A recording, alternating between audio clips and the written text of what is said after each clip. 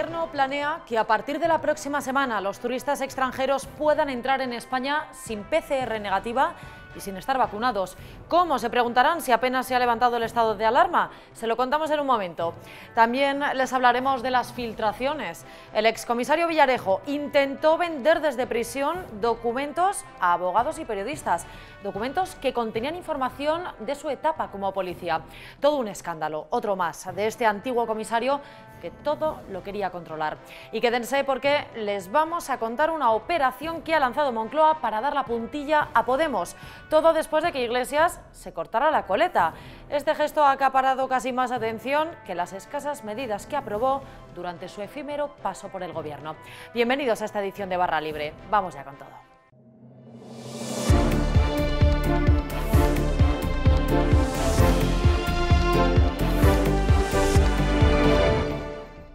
Apenas ha decaído el estado de alarma y el Gobierno está pensando ya en la llegada de turistas. Para ello planea permitir la entrada de los extranjeros en nuestro país sin necesidad de que presenten una PCR negativa y sin estar vacunados. Lo llamativo es que planea este acceso privilegiado a partir del 20 de mayo, es decir, dentro de tan solo una semana. Bea Triguero, cuéntanos. Así es, Ana. Esta mañana la ministra de Turismo nos sorprendía a todos diciendo que, que se permitirá la entrada de turistas británicos a partir del 20 de mayo sin PCR. Estos turistas de momento no nos pueden visitar porque proceden de un país de fuera de la Unión Europea y dentro de la Unión Europea pues se exige un test negativo, ¿no? Entonces, lo que hemos descubierto hablando con el Gobierno y con la Secretaría de Estado de Turismo es que España va a defender en el seno de la Unión Europea que se permita la entrada de turistas de todos los países con una incidencia baja de casos sin que tengan que traer una PCR, pero tampoco tienen que estar vacunados. Es decir, podremos recibir turistas de Alemania, de Estados Unidos, de Reino Unido, sin necesidad de que estén vacunados o de que traigan un test negativo. Claro, porque se está consensuando, ¿no? Ahora mismo se está negociando en el seno de la Unión Europea entre los diferentes gobiernos. Los distintos países ahora están negociando y el 20 de mayo se aprobará la reforma o la revisión de la recomendación que marca, digamos, las normativas que luego tiene cada país.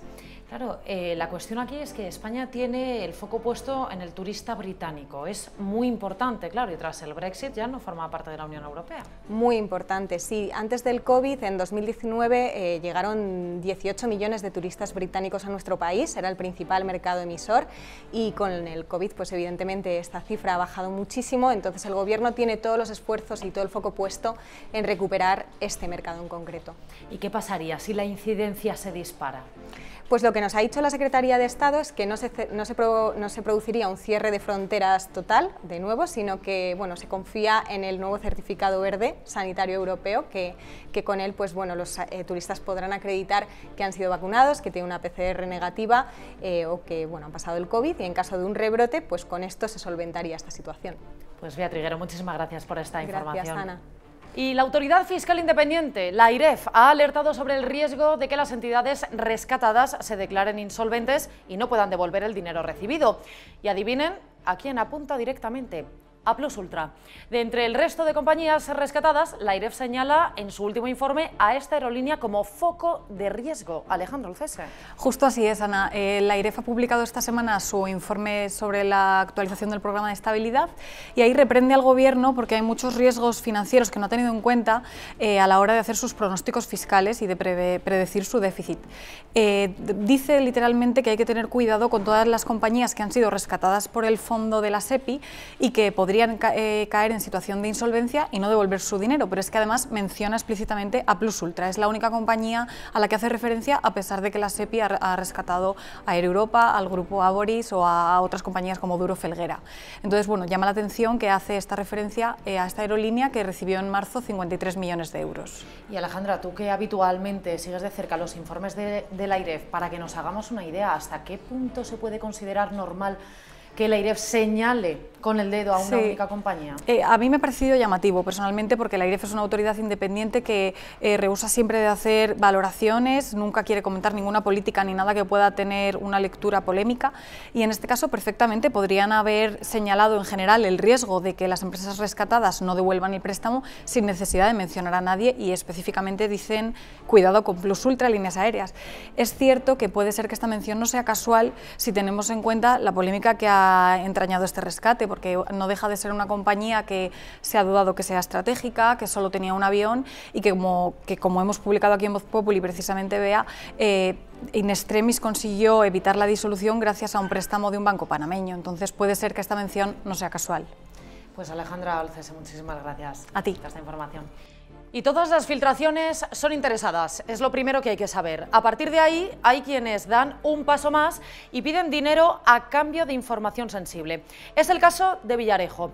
Hoy en Voz Populi les contamos cómo el excomisario, mientras estuvo en prisión, se valió de un emisario para vender hasta 50 documentos a abogados y periodistas. Formaron una auténtica red de compraventa de información. Gemma Huesca, cuéntanos.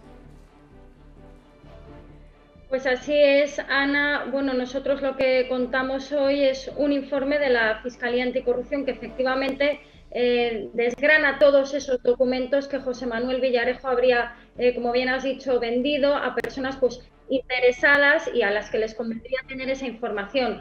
La Fiscalía Anticorrupción considera que es un material muy importante y que además está clasificado porque se trata de información que él habría conseguido mientras era un funcionario en activo dentro de la policía. Entre todo ese material que, como bien has dicho, él vendió cuando estaba en prisión, cosa que ahora él ya está en la calle, entre ese material pues se encuentra información sobre Luis Bárcenas, sobre la trama Gürtel, también sobre OHL y sobre carpetas que él mismo almacenaba relativas pues, a actividades de la policía. También hay documental sobre la trama Kitchen, sobre Paco Martínez, que fue secretario de Estado de Seguridad, y sobre coordinación. ¿Y sabemos, Gemma, si alguien llegó a comprar esos documentos? Bueno, lo que está acreditado es que Alfonso Pazos, que es efectivamente la persona con la que coincidió en el módulo de Extremera y que hizo de intermediario entre el material que tenía Villarejo y los terceros, sí que se reunió con todos ellos. Si pagaron o no pagaron, la Fiscalía sospecha que desde luego el entramado de Villarejo pedía dinero.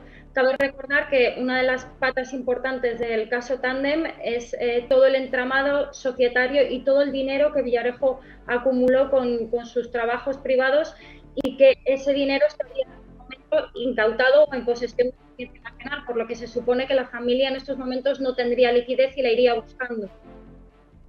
Pues Gemma Huesca, muchísimas gracias por la información y bienvenida a este periódico. Gracias a ti, Ana.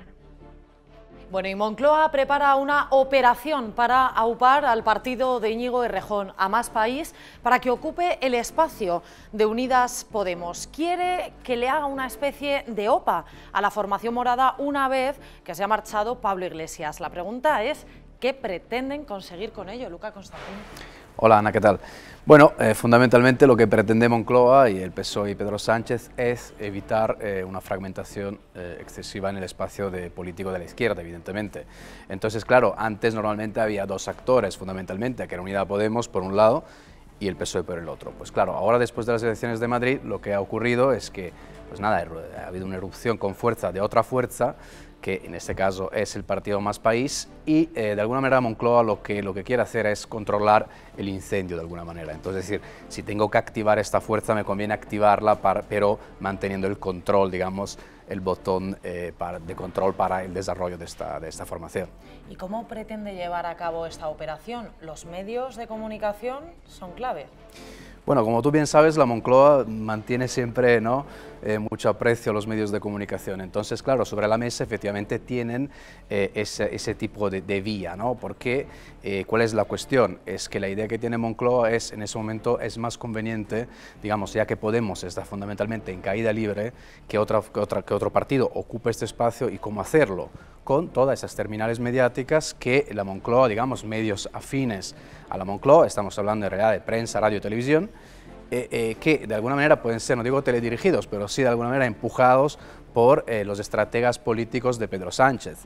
Ellos la llaman una operación nueva y es una operación bastante relevante en ese sentido, porque de aquí a un año, pues si Podemos efectivamente empieza a caer más de lo que ya está cayendo, pues es conveniente ya decidir con quién quieras bailar, ¿no?, fundamentalmente. Vamos a tener que acostumbrarnos a ver a Íñigo Errejón más en los medios, ¿no? Eso parece. Bueno, pues Luca Costantini, muchísimas gracias. Gracias. Bueno, hablábamos precisamente de la OPA de Más País a Podemos una vez que se ha marchado Pablo Iglesias. Pablo Iglesias, que por cierto ha sido noticia porque se ha cortado la coleta. Sí, esto ha abierto las portadas de los periódicos. En este sentido, nuestro compañero Rubén Arranz va a lanzar el dardo del día que nos va a servir ya como introducción a la mesa de análisis. Paren las rotativas. Pablo Iglesias se ha cortado la coleta. Un político se corta el pelo y un periodista lo vende, un periodista que es amigo suyo, lo vende como una exclusiva y todos los medios lo replican. Es lamentable, es una parodia, pero realmente es lo que ha quedado de este personaje. 6 días sin aparecer en la prensa después de su fracaso en las elecciones de Madrid y su ego hace que tenga que volver a aparecer, se vea obligado a volver a aparecer en la prensa. Cuando alguien se pregunte por las causas de la debacle de Podemos, más allá de las loas que le dedican estos días a sus admiradores, lo que tendría que pensar es que realmente Podemos desconectó de la calle porque Pablo Iglesias empezó a vender como programa electoral más sus propios problemas, su problemática, lo que a él le afectaba con respecto a los medios de comunicación y la cloaca, que lo que realmente le preocupaba al ciudadano. Mientras la gente de la calle sufría la crisis, la enfermedad, mientras sufría la precariedad, mientras estaban en los ERTEs y mientras realmente tenían más dificultades que nunca para llegar a fin de mes, Pablo Iglesias hablaba de los medios de comunicación y de la cloaca, y hoy de la coleta. Podemos desaparecerá reducido a la mínima expresión, jibarizado en la figura de Pablo Iglesias. Un partido, una persona que se ha cortado el pelo. Parece ridículo, lo es, y realmente es lo que explica el declive de un líder, el declive de un partido y el declive de una ideología. Pero bueno, querido lector, querido espectador, ¿qué le voy a contar? Esto es lo que hay.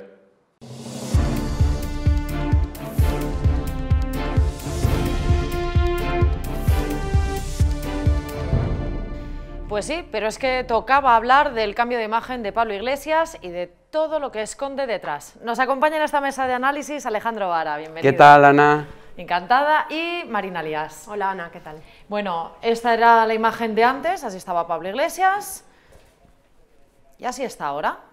Se ha cortado la coleta, ha hecho una aparición.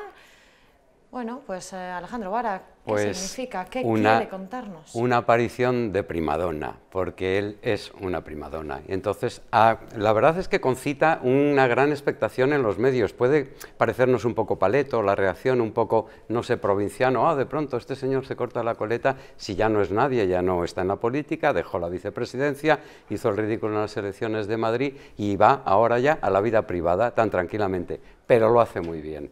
Solo el hecho de cómo se ha presentado su corte de coleta y que estemos desde prácticamente hace no sé cuántas horas hablando de la coleta de Pablo Iglesias, ¿qué quiere decir? Bueno, pues que domina dos cosas que son muy importantes, la comunicación por un lado y el ego por otro, porque él también lo cultiva como pocas personas en este mundo. Marina. Bueno, a mí no me sorprende para nada que se haya cortado la coleta o que haga un cambio de imagen, porque toda la gente, sea política o no, muchas veces cuando cambia de sector o toma una decisión importante en su vida, ¿no?, hace un cambio de look. Dicho esto, sí me ha sorprendido la parafernalia mediática que se ha montado alrededor, empezando por él, porque creo que es el que ha filtrado la imagen o esa especie de robado, que no es ningún robado, o sea, está... Es un posado, sí, ¿no? Es un posado, aparte lo ha publicado un periodista amigo y él sale leyendo el libro de su periodista amigo y siguiendo, o sea, no solo por la parafernalia de Pablo Iglesias, sino de los medios de comunicación, que ya no tienen recursos para casi nada, o sea, mucho menos para mandar a gente a Colombia o a Israel a que cuenten en primera línea lo que está pasando, pero para esto el despliegue es... Yo lo que me preguntaría es si hubiera cortado la coleta antes de la campaña electoral, ¿habría afectado a la campaña? ¿Habría afectado al resultado de las elecciones? A lo mejor, fíjate que en la campaña, antes de la campaña iba con moño siempre, se dejó la coleta otra vez para ir a Vallecas y todo eso, y a lo mejor, yo no lo sé, pero es una elucubración un poco ya como de divertimento. Quizá hubiera lanzado una señal que no era la que pretendía. Pues ¿no? desde luego no. Muy medido, cortarse el pelo, hacerse la foto. Viendo cómo hizo la campaña luego, estaba en plan muy agresivo y muy con la violencia y todo eso, pero es una pregunta que a lo mejor Pedro Sánchez se la podía haber hecho. Quería preguntaros también por otro asunto, quería comentar.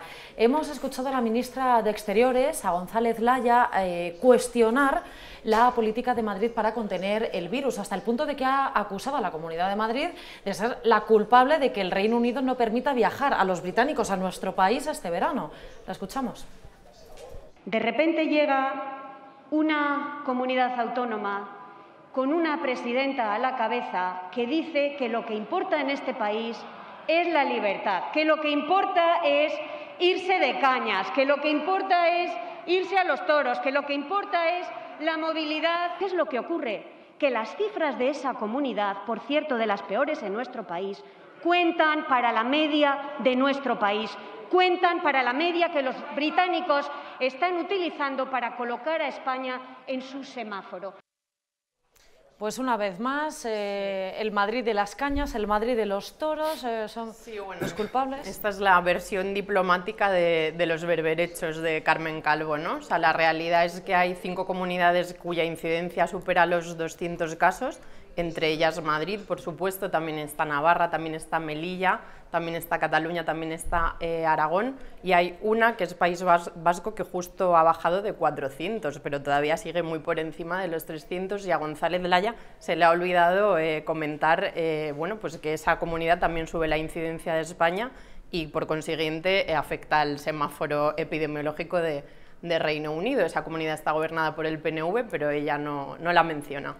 Bueno, es que parece que da la sensación de que ya no se ha enterado de que las elecciones ya han terminado y que seguimos en campaña con los berberechos y hay que sacudirle a Madrid y hay que sacudirle a Ayuso. Señora ministra de Exteriores, señora jefa de la diplomacia española, ahora lo que toca ya es olvidarse de lo que ha pasado en Madrid. Asuman ustedes que les han derrotado, pero de una forma apoteósica, y ahora lo que hay es que trabajar por este país, trabajar por cómo nos va a venir el verano. Este mensaje que está lanzando, sobre todo a los empresarios y a la gente que vive, media España vive de eso. Yo creo que este mensaje que ha lanzado hoy la ministra Laya, a mí me da la sensación de que primero es tirarte piedras a tu tejado y luego tiene que irritar muchísimo a la gente del sector, a la que ella tiene que defender y tiene que representar, en vez de estar poniendo zancadillas. Ya a estas alturas, ¿qué pinta ponerle zancadillas a Ayuso? ¿Qué pinta reírte de si los madrileños las cañas o no cañas? A mí me ha parecido patética esta intervención y además es muy cuestionable por parte de todos los sectores económicos que están implicados en lo que tenemos por delante. Sí, y además un dato, o sea, revisando las recomendaciones para viajar que hace el Reino Unido, no las del semáforo, sino las que lleva haciendo todos estos días atrás, mencionan la alta incidencia o el riesgo que hay de exposición al virus de toda España, de Baleares y un poco más moderado en Canarias, pero en ningún caso se hace una referencia explícita a Madrid, como aquí hemos contado en Es que eso que lo publicabas tú, a mí me da la sensación de que ella se lo tendría primero que haber empapuzado antes de salir.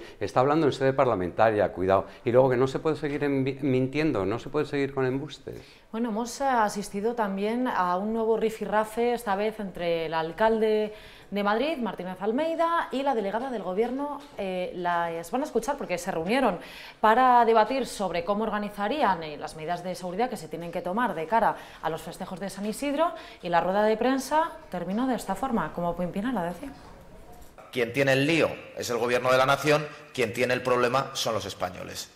Como comprenderéis, discrepamos normalmente de lo que acaba de decir. Yo creo que quien tiene un lío severo es la Comunidad de Madrid, que cuando hay una COVID a la madrileña en la Comunidad de Madrid se tienen que tomar por parte de las instituciones madrileñas decisiones de acuerdo a la COVID madrileña y aplicar todos los instrumentos que están a su alcance. Fue la Comunidad de Madrid la que desechó la idea del toque de queda, con lo cual a lo mejor el Carajal está en el seno del Gobierno de la Comunidad de Madrid. Aquí sacamos un disco de Pimpinela. Sí, efectivamente. Dije esa frase, sí, la mantengo. Cuando uno siembra una falsa libertad durante tantos meses, recoge libertinaje. O podemos ir al refranero, que es quien siembra viento recoge tempestades. Supongo que será en Barcelona, con las imágenes que vimos en Barcelona. Supongo que será en Salamanca, con las imágenes que vimos en Salamanca. Supongo que será en Sevilla, con las imágenes que hubo en Sevilla. Decir que aquí hay una falsa libertad que ha acabado en libertinaje creo que es injusto. Me parece muy bien el espantajo del Partido Popular, que está ejerciendo de portavoz del PP y no de alcalde, sacando el espantajo de la seguridad jurídica. Y voy a defender al Gobierno cada vez que le des una patada. Y voy a defender no al Gobierno del Ayuntamiento de Madrid, sino a los madrileños. Pues ahí lo tienen. COVID a la madrileña. Eso es terrible, Ofensiva del gobierno contra la Comunidad de Madrid. Parece que hay dos virus, el de Madrid y el resto. Sí. Claro, es que esta señora, también que parece que siguen en campaña electoral, que se han olvidado de que han terminado las elecciones, ella ha lanzado su particular campaña porque ella pretende ser, claro, evidentemente candidata al Ayuntamiento de Madrid y es una especie de mini Lastra, no es como Adriana Lastra, pero en pequeñito y un poquito, quizás algo más desagradable, si cabe. Pero no puedes decirlo de COVID a la madrileña. Ha habido 100.000 personas en este país que han muerto por la COVID. No puedes hacer broma con eso, juntándolo luego con que si Pimpinela, con que si esas bromitas de... Y entonces aquí vamos a cobrar al salir. Pero señora, usted está hablando de algo muy serio, es delegada del gobierno, está achacándole al Gobierno de Madrid el que se produzcan o no botellones, cuando es responsabilidad de ella, de quién dependen las fuerzas del orden, de la seguridad, la delegada del gobierno, aparte de la policía municipal.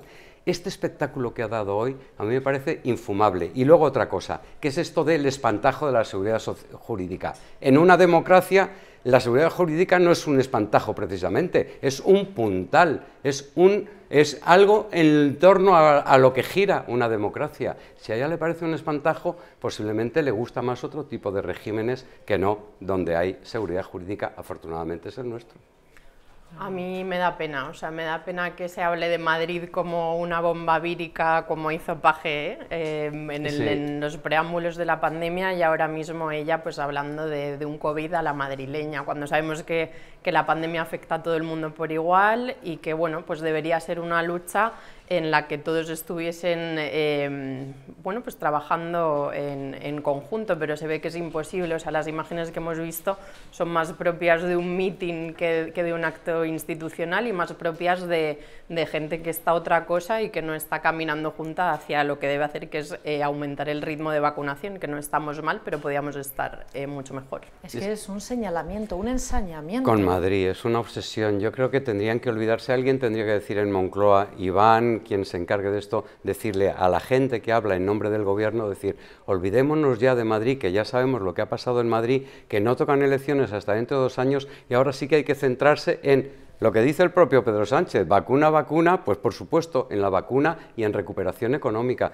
pero seguir. Es que además hacen daño a los madrileños. Esta señora no se da cuenta de que es delegada del gobierno en Madrid y que su trabajo es para que los madrileños tengan pues todo tipo de parabienes y que no tengan problemas. No, es directamente sacudir a los madrileños. Eso es un error de estrategia al margen de que sienta fatal. Y un apunte, o sea, las personas que viven en otras comunidades autónomas tienen la sensación bueno, pues de que solo se habla de Madrid cuando en aquellas comunidades también tienen muchísimos problemas y a ellos les gustaría que el gobierno central de todo el país pues le dedicase algunos minutos a sus comunidades, ¿no? O sea, no solo es Madrid lo único que importa en España. Pero es una obsesión que les ha pasado factura y ya lo hemos visto. Y mientras sigan en esa línea, me parece que no van a enmendarse. Esperemos que no vuelva a hablarse del término madrileñofobia otra vez, que ya bastantes quebraderos de cabeza nos dio. Ojalá. Alejandro Ara, un placer. Gracias, Marina Ana. Alias, un placer. Bueno, hasta aquí esta edición de Barra Libre. Ya saben que nos pueden ver y leer en la web de vozpopuli.com. También, importante, suscríbanse a nuestro canal de YouTube. Nos van a encontrar allí todos los días, de lunes a viernes. Y también en la aplicación podcast de su teléfono móvil. Estamos en Spotify. Nosotros volvemos, como siempre, mañana con muchísimos más temas. Mientras tanto, cuídense, protéjanse. Hasta pronto.